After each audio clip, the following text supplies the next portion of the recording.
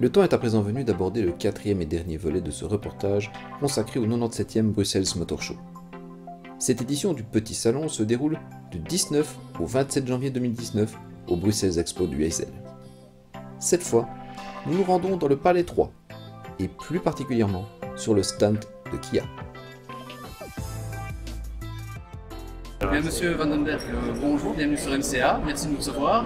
Avec plaisir. Alors, Johan, dites-nous un petit peu, combien est-ce que vous avez vendu de Stinger depuis sa commercialisation il y a à peu près un an et demi, en octobre 2017? Est-ce que vous êtes content de ça, vu le secteur un peu spécifique de la Kia? Oui, on est content. On a vendu plus ou moins 180 Stinger sur un an et demi. Mais précisons que l'objectif de vente n'était jamais l'objectif à la base pour sa commercialisation.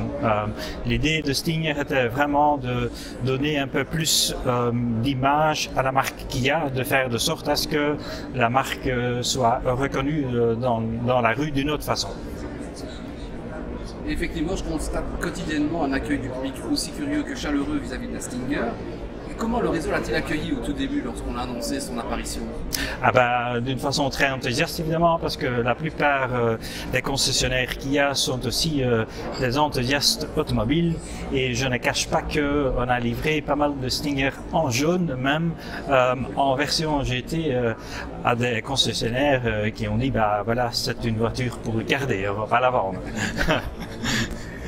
Et la Stinger nous marque un peu les jalons finalement d'une nouvelle génération de Kia, avec un design flamboyant, séducteur. On voit bien que la nouvelle ProSeed est aussi dans cette lignée-là. Est-ce qu'il y a d'autres produits qui vont arriver aussi dans ce style-là? Bien sûr, Kia est toujours à la recherche de donner, je dirais, un côté positif de donner une autre dimension à l'image à travers du design, mais aussi à travers la technologie, et ensuite tout simplement le goût du marché, et ça explique pour laquelle on vient d'introduire par exemple ProSeed maintenant, qui est un shooting brake qui n'existait pas encore dans ce segment-là, mais disons que la clientèle originale de Seat ou de ProSeed à l'époque, c'était un coupé 3 portes. Ces gens, ils ont des enfants maintenant, et donc le raisonnement était tout simplement, on va leur donner une voiture qui leur plaît toujours, mais qui à la fois rajoute une côté de practicalité, donc d'où la shooting brake. Pareil pour les segments des SUV et des crossovers, c'est clairement une tendance dans le marché, donc on suit tout simplement le goût du consommateur.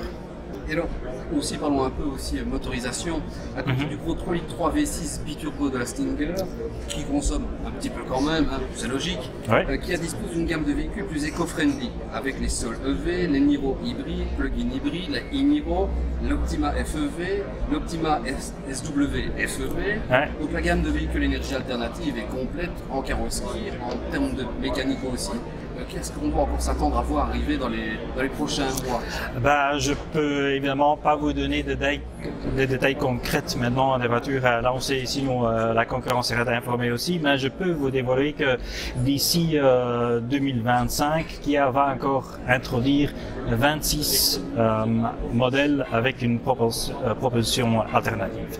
Donc c'est clairement, c'est pas une idée de mode, c'est quelque chose qui est là pour rester, et donc on va tout simplement élargir l'offre en phase avec le marché et rajouter des modèles électriques, mais aussi des plug-in hybrides ou des modèles hybrides tout court. Ben voilà, Johan, merci beaucoup en tout cas de nous avoir reçus. Je vous en prie. C'était un très très bon salon. Merci beaucoup. Au revoir. Au revoir.